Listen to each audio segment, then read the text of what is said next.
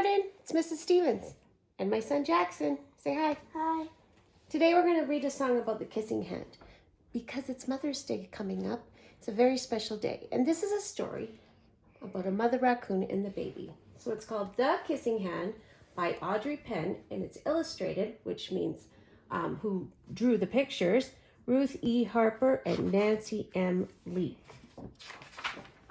Oh, copyright date is 1993, and it's published by Scholastic. Ready, Jax? Yeah. All right. Chester Raccoon stood at the edge of the forest and cried. "I don't want to go to school," he told his mother. "I want to stay home with you. I want to play with my friends and play with my toys and read my books and swing on my swing. Please, can I stay home with you?" Mrs. Raccoon took Chester by the hand and nuzzled him on the ear. "Sometimes we all have to do things we don't want to do," she told him gently, "even if they seem strange and scary at first. But you will love school once you start. You'll make new friends and play with new toys, read new books and swing on new swings. And besides," she added, "I know a wonderful secret that will make your nights at home seem as warm and cozy as your days at home." What's your favorite picture there?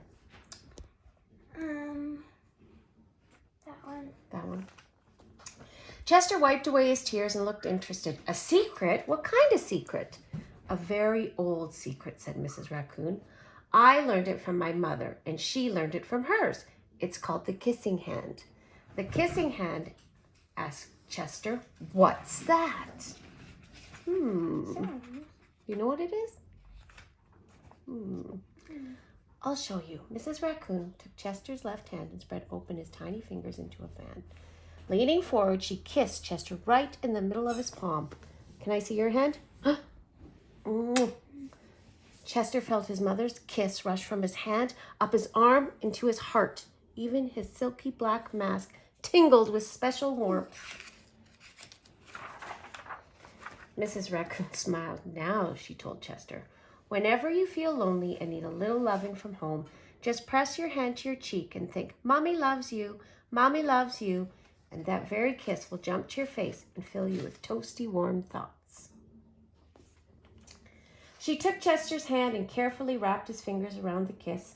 "Now do be careful not to lose it," she teased him. "But don't worry when you open your hand and wash your food. I promise the kiss will stick."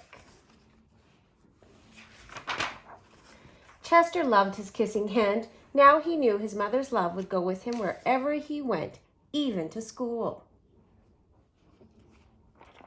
That night, Chester stood in front of his school and looked thoughtful.